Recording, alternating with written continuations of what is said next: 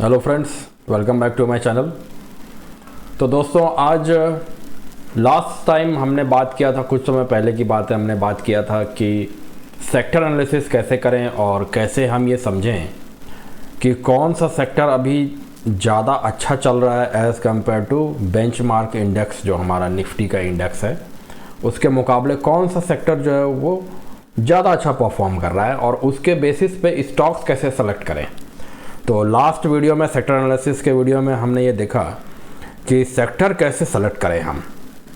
उसमें हमने कई सारे सेक्टर्स देखे और उसमें हमने हेल्थ केयर सेक्टर की बात की और हमने ये कहा कि क्यों, एनालिसिस करके हमने ये पता किया कि क्यों health care sector better performer था as compare to Nifty in this period of time जो अभी चल रहा है। अब उसमें तो वीडियो बहुत ही लंबा हो जाता है, इसलिए वहाँ पे हम ये डिस्कस नहीं कर पाए, वीडियो ख़त्म करना पड़ा, ये डिस्कस नहीं कर पाए कि कौन से स्टॉक्स जो हैं वो हमें सेलेक्ट करने चाहिए थे उसी हेल्थ केयर सेक्टर के अंदर। तो अभी हमने लास्ट वीडियो में सेक्टर आइडेंटिफाई कर लिया। अब हम उस सेक्टर के अंदर में स्टॉक्स को कैसे आइडेंटिफाई करें, वो चीज़ हम इस वीडियो में देखते हैं। तो चलिए जल्दी से चलते हैं। और यहाँ पे हमने वही चार्ट देखा था हेल्थ केयर का, और यहाँ पे ये निफ्टी का चार्ट है। ये देखिए ऊपर निफ्टी लिखा हुआ, अगर इस पर मैं क्लिक कर रहा हूँ तो यहाँ पे आप देख सकते हैं हेल्थ केयर सेक्टर ने जो लास्ट एनालिसिस किया था वो यहीं कहीं पे हमने शायद एनालिसिस किया था, 14300 के आसपास ही था उस समय। अभी इससे भी थोड़ा ऊपर जाकर 200 पॉइंट ऊपर ही क्लोज हुआ। तो हेल्थ केयर सेक्टर अभी भी बहुत ही अच्छा चल रहा है, अच्छा परफॉर्म कर रहा है। जब इसने यहाँ से जब से ब्रेकआउट दिया इस लेवल का, बहुत ही अच्छा चल रहा है। तो अब हम देखेंगे इसके इंडिविजुअल जो भी स्टॉक्स हैं। तो यहाँ पे देखिए कि हेल्थ केयर सेक्टर्स के सारे स्टॉक्स मैंने लगा लिए हैं। अगर आप पूछेंगे कि ये स्टॉक्स मैंने कहाँ से लगाए, कहाँ से आए ये स्टॉक्स, तो फिर वही जो मैंने लास्ट टाइम आपको बताया था कि सबसे पहले आप मनी कंट्रोल में चले जाइए। मैं स्टार्टिंग से आपको बता देता हूँ वापस, ताकि आपको कोई कन्फ्यूज़न ना हो। moneycontrol.com वेबसाइट में मैं आ गया हूँ। ऑल स्टैट्स में चला जाऊँगा।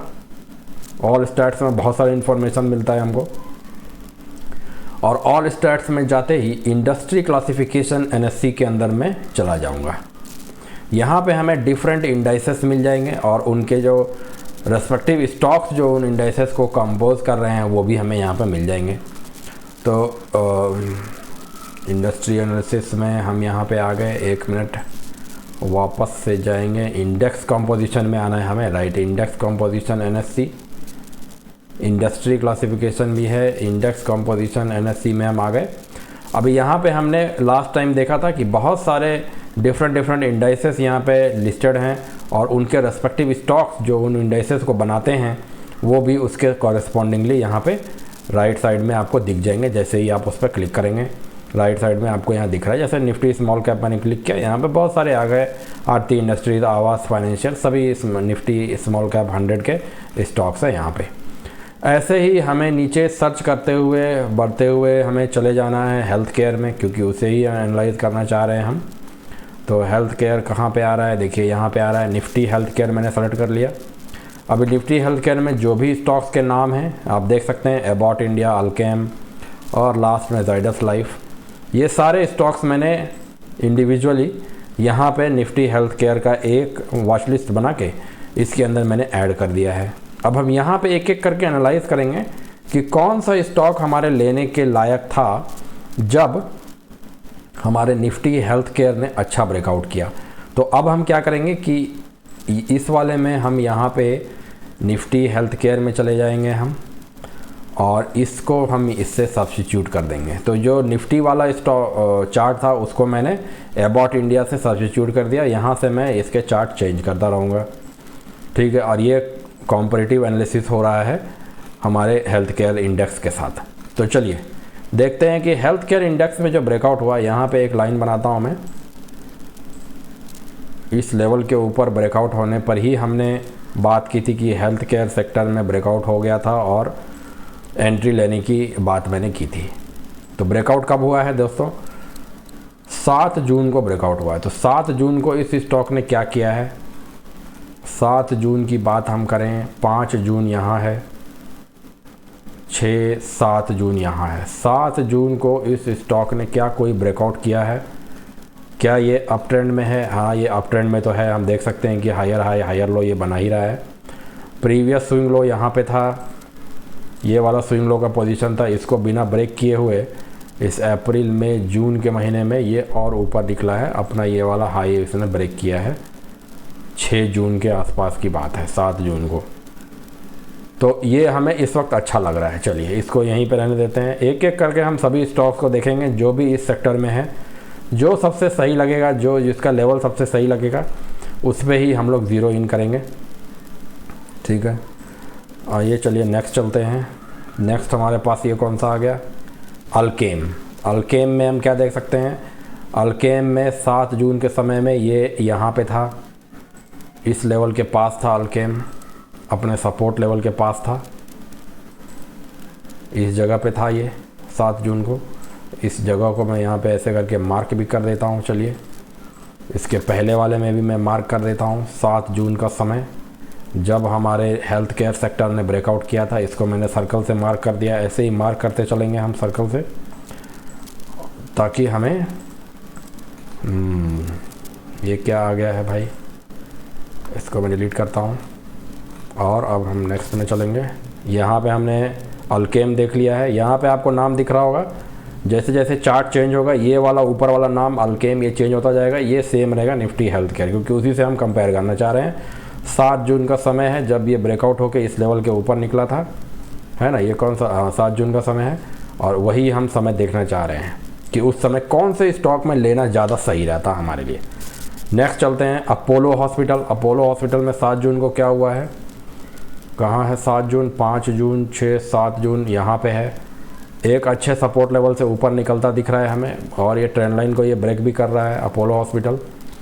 नेक्स्ट 7 जून को ये कौन सी कंपनी है? औरो फार्मा। 5 जून, 6, 7 जून को यहाँ पे है औरो फार्मा, ये लेवल है औरो फार्मा का।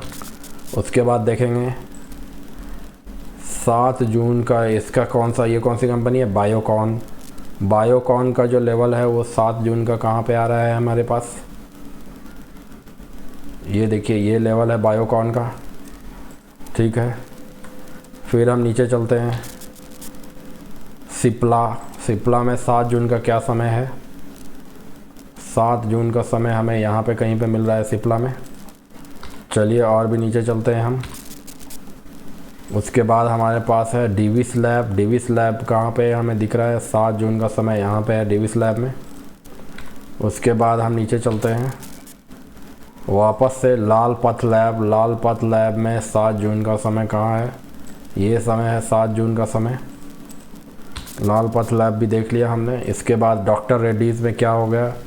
7 जून का समय डॉक्टर रेड्डीज़ में कहाँ पे आया है? यहाँ पर आया है 7 जून का समय। ठीक है, उसके बाद हम क्या देख रहे हैं? फोर्टिस में कौन सा है 7 जून का समय? 7 जून का समय हमारे पास यहीं कहीं पर है फोर्टिस में, 7 जून का समय। उसके बाद हम देख लेंगे ग्लेनमार्क। ग्लेनमार्क में कब आया था? 7 जून। 7 जून ग्लेनमार्क में यहाँ पे कहीं पे आया है, ये लेवल है। ठीक है, उसके बाद देख रहे हैं हम इप्का लैब्स। इप्का में 7 जून कहाँ आया है भाई? ये लेवल है 7 जून के समय का, इस जगह पे आया है। उसके बाद हम देखेंगे कौन सी कंपनी? लॉरस लैब्स। लॉरस लैब्स में कब आया है? 7 जून का समय। 7 जून का समय यहाँ पर आया। तो देख रहे हैं दोस्तों, हम क्या कर रहे हैं यहाँ पे? हम सभी स्टॉक्स को इंडिविजुअली देख रहे हैं यहाँ पे कि हेल्थ केयर सेक्टर के अंदर के स्टॉक्स 7 जून के समय में क्या एक्टिविटी दिखा रहे थे। हम ये देखना चाह रहे हैं कि क्या ऐसा कोई स्टॉक है जिसने कि जब हेल्थ केयर सेक्टर ने ब्रेकआउट किया है अपने चार्ट में, तो उस स्टॉक ने भी ब्रेकआउट किया है, या किसी सपोर्ट लेवल पे सपोर्ट लेके ऊपर निकल के क्या वो ट्रेंड लाइन को ब्रेक करने की कगार पे है? एकदम ऐसे जगह पे क्या है वो, क्या वो है जहाँ से कि बहुत अच्छा मूव आ सकता है? ये सब हम देखने की कोशिश कर रहे हैं। हम अभी सिर्फ टेक्निकल्स ही देख रहे हैं, इसके साथ हमें फंडामेंटल्स भी देखने पड़ेंगे। जैसा कि मैंने पिछले सभी वीडियो में आपको बताया है कि प्रॉपर एनालिसिस कैसे करें, कि मंथली, वीकली और डेली चार्ट हम देखें, उसमें हम ट्रेंड फाइंड आउट करें। ठीक है, उसमें कैंडल्स के जो बने हैं उनके पोजीशन देखें, उनका हाई और लो क्या ब्रेक हुआ है पहले, क्या मोमेंटम सस्टेन हुआ है, हायर हाइज हायर लोज बने हैं। और वॉल्यूम कैसा रहा है, सपोर्टिव रहा है क्या वॉल्यूम, ये सभी चीज़ों को हमने बहुत ही बारीकी के साथ देखा है पिछले कई वीडियोस में। मेरे चैनल में आप जाके अगर आपने नहीं देखा है तो देख सकते हैं। और उसके साथ हमने उसके फाइनेंशियल्स और फंडामेंटल्स जो है उसको भी हमने ध्यान से देखा है कि उसमें उसका परफॉर्मेंस कैसा था, पिछले 5 साल का परफॉर्मेंस, और उसका पी रेशियो कैसा है, प्लस बुक वैल्यू पर शेयर कैसा है, क्या वो ज़्यादा कॉस्टली है, ज़्यादा कॉस्टली है तो क्या उसे लेना चाहिए या नहीं लेना चाहिए, क्यों उसे कंसिडर नहीं करना चाहिए, क्या कर सकते हैं, क्या किस गवर्नमेंट का फोकस वाला एरिया वाला वो कंपनी है। ये सारे बहुत सारी चीज़ें हमने परफॉर्मेंस वाइज भी कंपनी के जो फाइनेंशियल परफॉर्मेंस है वो भी हमने देखी है। तो वो सारी चीज़ें जो है वो यहाँ पे भी एप्लीकेबल हैं।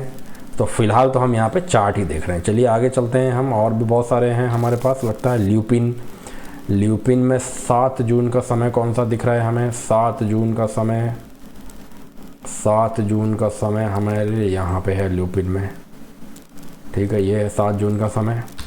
उसके बाद देखते हैं ये है नेटको फार्मा में 7 जून का समय कहाँ गया, ये यहीं कहीं पे 7 जून का समय दिख रहा है मुझे, ये है 7 जून का समय। उसके बाद क्या देख रहे हैं हम, फाइज़र में 7 जून कहाँ पे आ गया, 7 जून हमारे पास यहाँ पे आ गया है। ये देखिए फाइज़र में काफ़ी ऊपर है 7 जून। सनोफी में 7 जून कहाँ पे आ रहा है।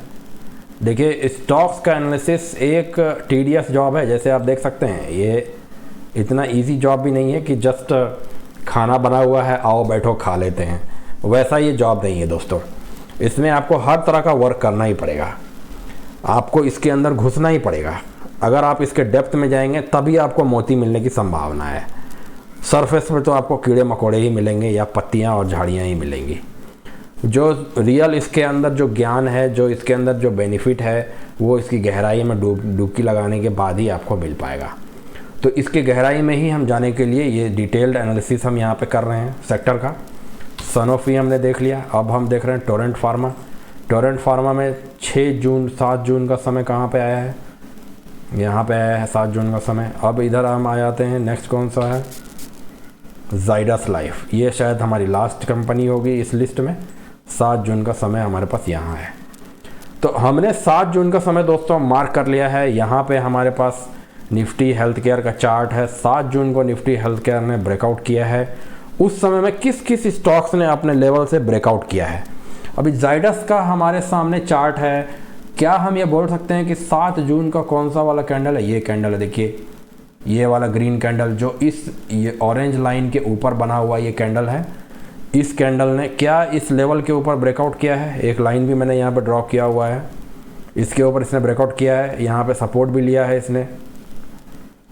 ठीक है, तो क्या ये अच्छा पोजीशन है लेने के लिए, बिल्कुल ये अच्छा पोजीशन है लेने के लिए। और यहाँ पे अगर आपने इस कंपनी को कंसिडर किया होता तो आपको क्या यहाँ पे बेनिफिट मिल सकता था अभी तक।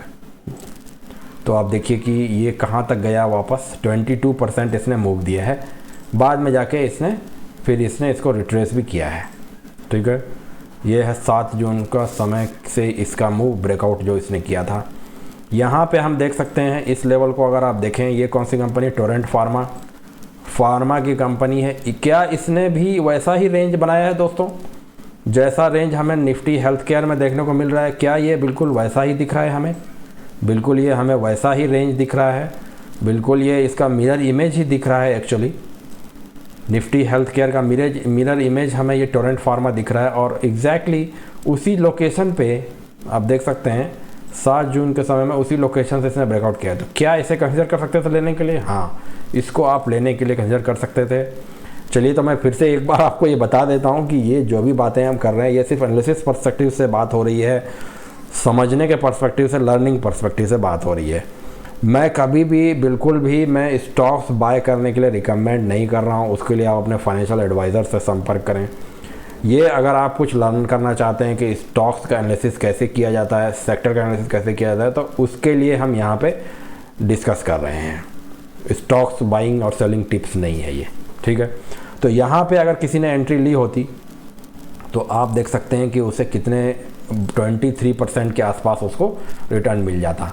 आप इसी समय में मैं यहाँ पे ये भी बना देता हूँ कि हेल्थ केयर ने कितना रिटर्न दिया। तो हेल्थ केयर ने 17% रिटर्न दिया, देख सकते हैं आप, ये देखिए 17.14% रिटर्न हेल्थ केयर सेक्टर ने इसी पीरियड में दिया है। बट इस स्टॉक ने, जिसने कि उसी समय में हेल्थ केयर ने जब ब्रेकआउट किया, इसने ब्रेकआउट किया है टोरेंट फार्मा ने, और इसने आपको 22% का रिटर्न दिया है, देख सकते हैं आप। अब नेक्स्ट कंपनी में हम चलते हैं। यहाँ पे देखिए ये कंपनी, क्या इसने एक लेवल का ब्रेकआउट यहाँ पे दिया है दोस्तों?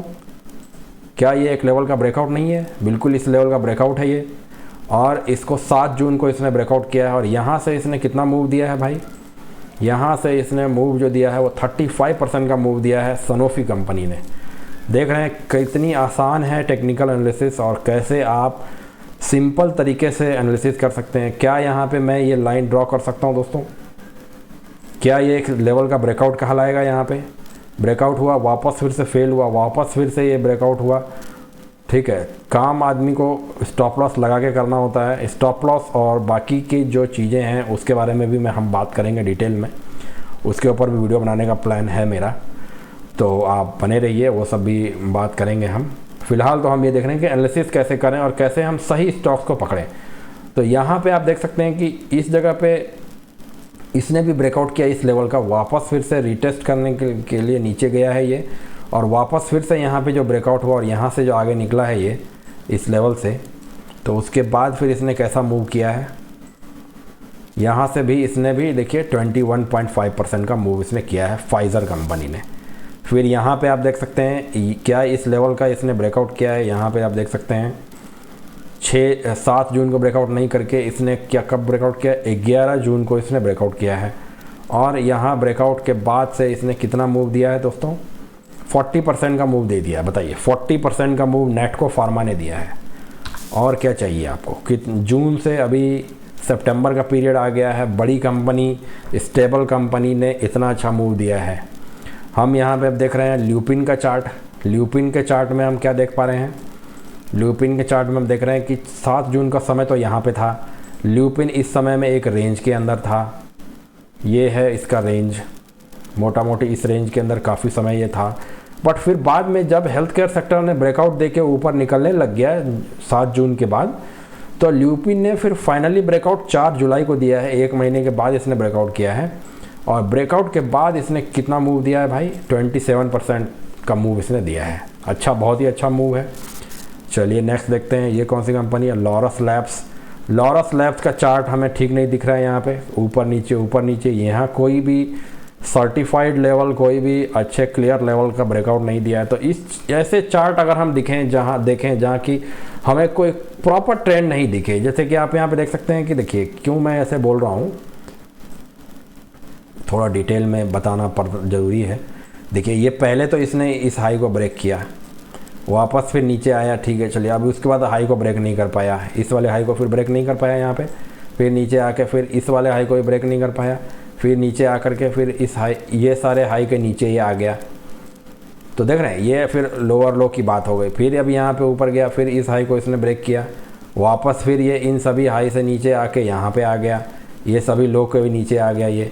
तो ये जो पैटर्न है ये कोई बहुत ही ट्रेंडिंग या स्ट्रांगली ट्रेंडिंग पैटर्न नहीं है। देखिए, हम जब स्टॉक्स का सिलेक्शन करें, हमारे पास थाउजेंड्स ऑफ स्टॉक्स अवेलेबल हैं इंडियन स्टॉक मार्केट में, तो हम वैसे स्टॉक्स क्यों ना सेलेक्ट करें जिसमें कि हमें बहुत ही क्लियर, आइडेंटिफाइबल, बहुत ही सुंदर ट्रेंड हमें देखने को मिले, अप ट्रेंड। वैसे कितने सारे स्टॉक्स हैं, हम पहले भी देख चुके हैं मेरे वीडियोज़ में। तो इस तरह के स्टॉक्स को क्यों चुने हम, क्यों हम इसमें अपना समय और पैसा दोनों फंसा के और जो अपने कैपिटल को बेकार में मतलब अप्रिशिएट नहीं होने दें। अपॉर्चुनिटी कॉस्ट है ना ये। इसी समय में आप दूसरे स्टॉक में पैसा अगर लगाएं तो उसमें आपको अच्छे रिटर्न मिल सकते हैं जिसमें अच्छा ट्रेंड हो। तो जो चार्ट बहुत अच्छा ट्रेंड नहीं कर रहा है, जिसमें इस तरह के पैटर्न्स बने हुए हैं, उनको आप अवॉइड ही करें, उनसे आप दूर रहें। देखने से ही आपको पता चल जाएगा, बहुत ही क्लैरिटी के साथ ये पता चल जाता है। ठीक है, चलिए नेक्स्ट चलते हैं। लॉरस लैब्स को इग्नोर किया हमने। ये स्टॉक देखिए, ये एक अच्छे स्ट्रॉन्ग ट्रेंड में है। फिर इसने क्या किया है, 7 जून का समय ये था, इस लेवल के ऊपर जब ये निकला है तब ये और ऊपर गया। बट ये भी चार्ट कोई बहुत सुंदर चार्ट नहीं है। आप यहाँ पे देख सकते हैं कि पहले तो ये हायर लो बना रहा था, उसके बाद इसको ब्रेक करने के बाद फिर ये लोअर लो बनाना स्टार्ट किया इसने, यहाँ तक आ गया, पिछले लो को भी इसने ब्रेक कर दिया। उसके बाद फिर ये अब हाई ब्रेक किया है ऊपर जाके। तो आपको अभी बिगिनर स्टेज में इस तरह के चार्ट से दूर रहना ही अच्छा है दोस्तों। इप्का लैब्स, इसको भी आप इग्नोर ही कर दें। सिंपल सुंदर ट्रेंड वाले बहुत सारे स्टॉक्स हमें मिलेंगे, इसलिए हड़बड़ाने की कोई बात नहीं है, पेशेंस के साथ काम करना है। अभी यहाँ पे हम क्या देख रहे हैं, ये कौन सी चार्ट है, ये है ग्लेनमार्क। ग्लेनमार्क के चार्ट ने क्या किया है, 7 जून का समय ग्लेनमार्क ने प्रीवियस जो इसका हाई था, स्विंग हाई, इसको इसने ब्रेक किया यहाँ पे देखिए, और इसको ब्रेक करके उसके बाद फिर यहाँ से कैसा मूव इसने दिया है, बहुत ही अच्छा मूव लगता है इसने दिया है। 43% का मूव दिया, बताइए बड़ी बड़ी कंपनी 43% का मूव दे रही है। ग्लेनमार्क में 43% का मूव आ गया। ये कौन सी कंपनी है, फोर्टिस का चार्ट भी देखने में बहुत ही सुंदर और सुडौल और एकदम लयबद्ध तरीके से बढ़ता हुआ चार्ट नहीं है ये। तो इस तरह के चार्ट को मैं बोलता हूँ हमेशा अवॉइड करने के लिए। हम इस पर भी वीडियो बनाएंगे कि कौन से चार्ट्स को आपको अवॉइड करना चाहिए। जो सबसे अच्छा है, जैसे कि आप कहीं कोई कुत्ता खरीदने के लिए लोग जाते हैं, डॉग खरीदने के लिए लोग जाते हैं मार्केट में, तो वो सबसे सुंदर और सबसे हेल्दी डॉग को ही सेलेक्ट करते हैं, जो सबसे प्यारा दिखे, जो सबसे हेल्दी दिखे, जिसके बाल बहुत ही मतलब कोमल हो और बहुत ही हृष्ट पुष्ट टाइप का डॉग हो, खाता पीता लगे, एकदम क्यूट टाइप का डॉगी। वैसे डॉग को लोग सेलेक्ट क्यों करते हैं? एक दुर्बल डॉग को, एक कमज़ोर डॉग को क्यों नहीं सेलेक्ट कर लेते हैं? क्योंकि उन्हें मालूम है कि जो सबसे स्ट्रांग वाला डॉग है वो आगे जाके और भी अच्छा बनेगा और हमेशा सस्टेन कर पाएगा, रोग बीमारियां उसे कम लगेंगी, हर वक्त हेल्दी रहने से वो प्रसन्न रहेगा, हमें भी खुशी देगा, वो घर में खुशियाँ लेके आएगा। तो ये सब रीजंस हैं। वैसे ही स्टॉक में भी वैसे ही बात है कि जो सबसे सुंदर दिखने वाले चार्ट हैं उन्हें ही आपको सेलेक्ट करना चाहिए।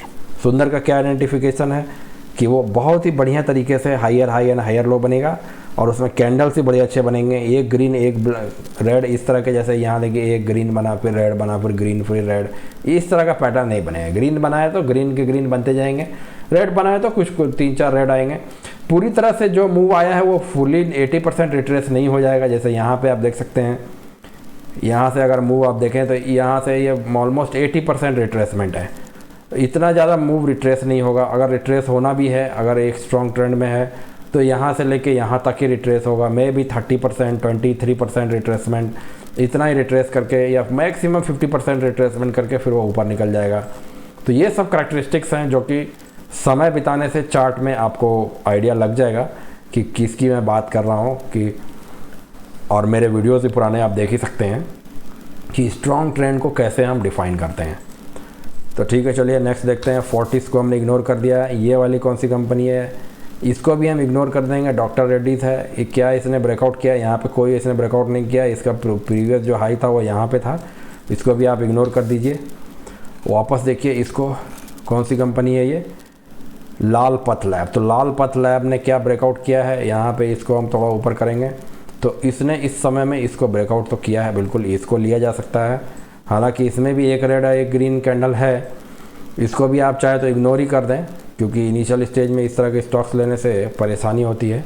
प्रॉब्लम क्या हो जाती है मैं आपको बताता हूँ कि अगर देखिए, वैसे तो मैं फिर से बोलूँगा कि मैं कोई भी स्टॉक को रिकमेंड नहीं कर रहा हूँ बाय या सेल करने के लिए, बट हम एनालाइज जो कर रहे हैं उसमें हम समझने की कोशिश कर रहे हैं कि मान लीजिए किसी ने इसको ख़रीदा हुआ है। अब मान लीजिए किसी इंसान ने यहाँ पे पोजीशन बनाया है 1 जुलाई के आसपास, अगले ही दिन जो है एक ऑलमोस्ट बियरिश इनगल्फिंग कैंडल, ये वाली कैंडल बन जाए, प्रीवियस डे के लो के नीचे आ जाए, तो उसे तो निकलना पड़ेगा। अभी रिस्क मैनेजमेंट भी इंपॉर्टेंट है, आगे आने वाले वीडियोस में हम देखेंगे। रिस्क मैनेजमेंट के हिसाब से उसे यहाँ से निकलना पड़ेगा, नहीं तो क्या हो जाएगा कि फिर अगर और भी नेक्स्ट रेड और नेक्स्ट रेड कैंडल बनता जाए तो उन्हें बड़ा लॉस हो जाएगा। अब हमें ट्रेडिंग में क्या काम है हमारा कि लॉस को रखेंगे कम और प्रॉफिट को रखेंगे ज़्यादा, तभी तो हम फाइनली अल्टीमेटली सक्सेसफुल हो पाएंगे एज अ सक्सेसफुल ट्रेडर। यहाँ पे आप अगर ज़्यादा होल्ड करेंगे तो आपको ज़्यादा लॉस होने की संभावना है, और अगर रेड पर रेड कैंडल बनते जाए नीचे, इसीलिए आपको यहाँ रिस्क मैनेजमेंट के हिसाब से निकलना पड़ेगा। निकलने के बाद नेक्स्ट कैंडल क्या होगा, इनसाइड कैंडल बन गया, और उसके नेक्स्ट दिन क्या होगा, उस इनसाइड कैंडल में प्रीवियस वाला जो रेड कैंडल था उसका हाई ब्रेक करके ऊपर चला गया। ऐसे ही करके एक ग्रीन एक रेड करता हुआ ये ऊपर चला ही गया। आप ये सोचते रहेंगे, बार बार आप एंट्री लेंगे, बार बार एग्जिट करेंगे, बार बार ये लो ब्रेक करेगा प्रीवियस कैंडल का, आप परेशान हो जाएंगे। यहाँ पे आप देखेंगे कि बहुत ही सुंदर कैंडल है ये वाली ग्रीन कैंडल। फॉर एग्जांपल यहाँ पे आपको ओपन लो है, ओपन लो यानी कि अच्छा एक प्रतीक है कि स्ट्रेंथ है स्टॉक के अंदर में। बट नेक्स्ट चीज़ देखिए कि उसके नीचे आकर के उसने स्टॉप लॉस काट कर दिया है। ये वाली कैंडल जो है इसका लो इस प्रीवियस कैंडल का नीचे आ गया है, तो आपका तो स्टॉप लॉस अगर इसके नीचे रखेंगे तो वो चला जाएगा। फिर आप बोलेंगे कि नहीं फिर चलिए अब आगे फिर से ये ग्रीन कैंडल बनाया है, फिर ग्रीन कैंडल बना के फिर ये वाला देखिए शूटिंग स्टार टाइप का कैंडल इसने यहाँ पे बना दिया है, ठीक है, दोजी है, ठीक है। यहाँ पे भी कितने सेल ऑफ हुए हैं यहाँ पे 1 2 3, इन सभी कैंडल्स को देख करके कॉन्फिडेंस आपका जो है वो ख़राब हो जाएगा। बाद में फिर से इसने बेरी सिंगल्फिंग टाइप का ये कैंडल बनाया है। बहुत सारे कैंडल यहाँ पे देखिए पूरी तरह से। अभी इस तरह के कैंडल वाले जो पैटर्न वाले स्टॉक्स हैं उनको आप अवॉइड ही करें तो ज़्यादा अच्छा है। थोड़ा डिटेल में मैं आपको बता दे रहा हूँ दोस्तों, ताकि आपको साथ में लर्निंग जो है वो अच्छी तरह से चलता रहे। यहाँ पे हम क्या देख सकते हैं, ये कौन सी कंपनी है, डीवी स्लैब। इसमें भी आप देख रहे हैं कि एक तो इसने लेवल तो ब्रेक किया है, बट इसमें भी यहाँ पे आकर के ज़्यादा कंजेशन हो गया है, कंजेशन बहुत ज़्यादा हो गया है यहाँ पे, एक ग्रीन एक रेड, तो इसको भी आप अवॉइड ही करें, ठीक है। फिर उसके बाद कौन सी कंपनी है, सिप्ला कंपनी ने क्या यहाँ पे ब्रेकआउट किया है किसी लेवल का। ये प्रीवियस लेवल का ब्रेकआउट इसने इस समय तो नहीं किया है, ब्रेकआउट किया है बाद में वापस आके नीचे चला गया। तो सिप्ला कंपनी में आप अगर किसी ने पेपर ट्रेडिंग करके अगर पोजीशन लिया भी होगा तो उसका पोजीशन यहाँ पे कट गया होगा, बाद में फिर लिया होगा, फिर से कट गया होगा। तो ये एक ग्रीन एक रेड वाली समस्या जो है, जो हमने ऑलरेडी बात किया हुआ है। बायोकॉन कंपनी में क्या हो गया है, किसी लेवल का ब्रेकआउट किया है क्या इसने यहाँ पे, नहीं, वैसा कुछ नहीं है। और इसका चार्ट भी हमें कुछ खास समझ में नहीं आ रहा है, अच्छा नहीं दिख रहा है हमें, एक ग्रीन एक रेड वाली बात है। औरो फार्मा में क्या हो गया है, औरो फार्मा ने प्रीवियस लेवल के ऊपर यहाँ पे क्लोजिंग तो की है, ये जो प्रीवियस स्विंग हाई था इसके ऊपर इसने यहाँ पे क्लोजिंग करके इसको यहाँ पर रिटेस्ट भी किया है। उसके बाद इसने अच्छा मूव यहाँ पे दिया है, देखिए इस ट्रेंड लाइन को ब्रेक करने के बाद इसने 28% का मूव दिया है। तो ये स्टॉक थोड़ी ठीक है ना। यहाँ पे अगर आपने यहाँ पे पोजीशन लिया भी, भले ही आपको पोजीशन यहाँ कट गया, लेकिन फिर इस ट्रेंड लाइन को ब्रेक करने के बाद जब इसने यहाँ पे फिर से बनाया है ग्रीन कैंडल, बढ़िया ग्रीन कैंडल, सुडोल कैंडल, तो यहाँ पे आप एंट्री लेकर के यहाँ तक आप इसको राइड भी कर सकते थे, ठीक है। औरो फार्मा भी हमने देख लिया। अपोलो हॉस्पिटल में हम क्या देख सकते हैं, 6 जून का पीरियड था, 7 जून का पीरियड था, ये इस ट्रेंड लाइन के अंदर था, तो यहाँ पे तो लेने की कोई संभावना ही नहीं है। जैसे ही इसको ब्रेक करके नीचे आकर के एक रिटेस्ट टाइप का किसने सिनेरियो क्रिएट किया है, उस समय के बाद आप इसमें एंट्री ले भी सकते थे। बट फिर भी मैं आपको यही बोलूँगा कि एक ग्रीन एक रेड वाली बात है यहाँ पे, इसको आप अवॉइड ही करें तो ज़्यादा अच्छा रहेगा। अल्केम में क्या हम देख सकते हैं, अल्केम में हम देख सकते हैं कि एक रेंज के अंदर था, जब निफ्टी हेल्थ केयर अपने रेंज को ब्रेकआउट किया उस समय में ये रेंज के अंदर में जो lower part of the range है वहाँ पे था, ये इस जगह पे ये था lower part of the range में। क्या ये सही जगह है लेने के लिए, बिल्कुल सही जगह है ये लेने के लिए। क्यों सही जगह है, क्योंकि यहाँ पर रिस्क बहुत छोटा है ना आपका, आप अपना रिस्क जो है वो यहाँ तक रख सकते हैं या फिर मैक्सिमम यहाँ तक रख सकते हैं, और रिवार्ड आपका ऊपर तक गया है, ठीक है। तो रिस्क रिवार्ड के हिसाब से अगर आप देखें, ये देखिए अगर आपने यहाँ पे लॉन्ग पोजीशन बनाया है 7 जून, तो 7 जून तो थोड़ा ऊपर ही हो गया, मान लीजिए आपने यहाँ के लेवल के पास यहाँ पे बनाया है, तो इसको अगर आपने स्टॉप लॉस रखा और यहाँ से आपने अगर इसको राइड किया तो 4.66 टाइम्स आपको रिवार्ड मिल गया। अगर आपने इसको और भी नीचे स्टॉप लॉस यहाँ पे भी रखा तब भी आपको 2.8 टाइम्स यानी कि 3 टाइम्स आपको रिवार्ड मिल गया। तो रिस्क रिवार्ड की बात करें तो ये अच्छा है, वैसे इतना बड़ा रिस्क लेने की ज़रूरत भी नहीं है, ठीक है ना। तो इसने एक अच्छा मूव दिया है। अल्केम, एबॉट इंडिया में भी एक ग्रीन एक रेड वाली बात है, तो इसको भी मैं बोलूँगा अवॉइड ही करने के लिए। अब इस तरीके से हमने सभी एनालिसिस कर लिया। तो सभी एनालिसिस में हमने क्या पाया दोस्तों, एनालिसिस हमारा कंप्लीट हो गया है। यहाँ पे हमने यही पाया कि जिन जिन स्टॉक्स ने हेल्थ केयर सेक्टर के ब्रेकआउट होने के बाद में जिन स्टॉक्स ने अपना एक लेवल का ब्रेकआउट दिया है, किसी ने प्रीवियस स्विंग हाई का ब्रेकआउट दिया है, किसी ने एक रेंज के अंदर का ब्रेकआउट दिया है, उस तरह के स्टॉक्स में अगर हमने पोजीशन लिया होता उस समय में तो हमें उसमें बहुत अच्छा रिटर्न देखने को मिले हैं। हेल्थ केयर सेक्टर में 20% से 40% रिटर्न तक हमें ऑन एन एवरेज मिल चुका है। ऑलमोस्ट समझे तो एवरेज अगर सभी का एवरेज करते तो 25 to 30% तो रिटर्न हमें मिल गया है। 25 to 30% रिटर्न अगर आपको जून जुलाई अगस्त 3 महीने में अगर आपको 20% रिटर्न मिल रहा है तो 25 to 30% रिटर्न मिल रहा है, तो you are still beating any other mutual fund और ETF present in India as on date. तो आप तो सभी के एक्सपेक्टेशंस जो है वो एक्सीड कर दे रहे हैं 3 महीने में, अगर आपको इतना रिटर्न मिल रहा है। तो इस हिसाब से चलिए दोस्तों, आज हमने बात कर ली कि हेल्थ केयर सेक्टर को कैसे हमने एनालाइज करने के बाद उसके अंदर कैसे स्टॉक्स हम सेलेक्ट करें, इसके ऊपर हमने डिटेल में आज बात की है। आशा करता हूँ कि आपको ये वीडियो पसंद आया होगा, और फिर जल्दी ही मैं आपसे मिलता हूँ एक नए वीडियो के साथ। बने रहिए मेरे चैनल पे। Thank you very much. Bye bye.